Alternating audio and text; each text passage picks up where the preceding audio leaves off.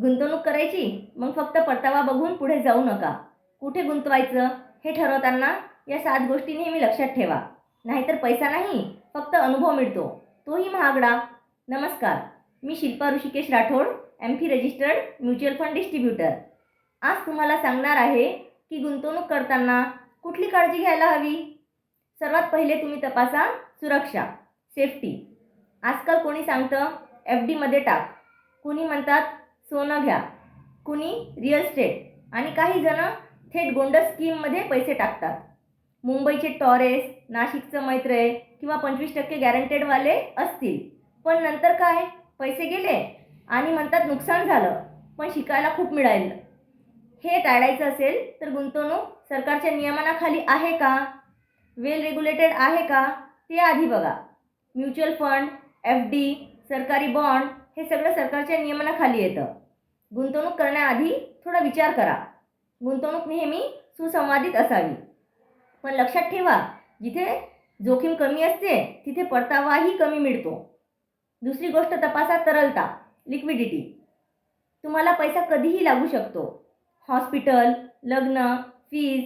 मग तुम्ही FD विकता, ती तोडाल तर व्याज कमी येतो.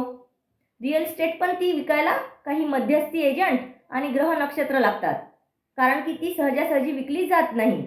म्युच्युअल फंडमध्ये विक्री केल्यावर 2 ते 3 दिवसात पैसे खात्यात जमा होतात. म्हणजे गरज लागली तर गुंतवणुकीचा उपयोगही गरज पडेल तेव्हा आपल्याला झाला पाहिजे. तिसरी गोष्ट तपासा परतावा, रिटर्न्स. आता सगळ्यांना जास्त रिटर्न हवे असतात, पण ते मिळतं कोणाला, जो थोडा धोका पत्करतो आणि शिस्तीत गुंतवणूक करतो. एक क्लायंट सांगत होते, मी FD करतो, 6.5% रिटर्न्स मिळतात. मी म्हटलं महागाई 7% आहे, म्हणजे तुम्ही घाट्यात आहात. रिअल इस्टेटमध्ये पण परतावा त्याचा वेळ, काळ, त्यांचे ठिकाण यावर अवलंबून असतं. चौथी गोष्ट तपासा सुविधा, कन्व्हिनियन्स. गुंतवणूक करणे आणि ती तपासणे हे किती सोपं आहे हे बघा. उदाहरणार्थ, आपण म्युच्युअल फंडमध्ये गुंतवणूक केल्यावर ॲपमध्ये एका क्लिकवर गुंतवणुकीची किंमत बघू शकतो, नाहीतर बँकेच्या रांगेत जाऊन चहा प्यायला लागतो.